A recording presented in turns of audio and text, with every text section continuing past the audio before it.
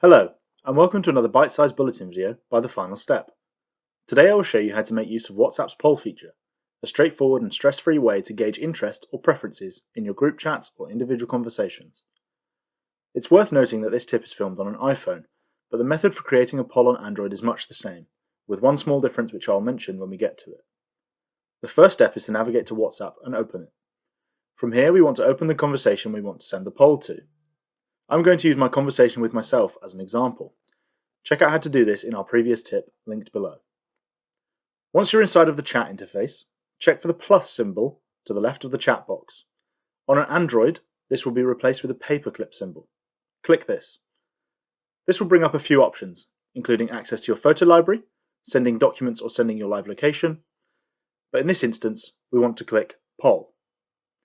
This will bring up an easy-to-use prompt to create your new poll.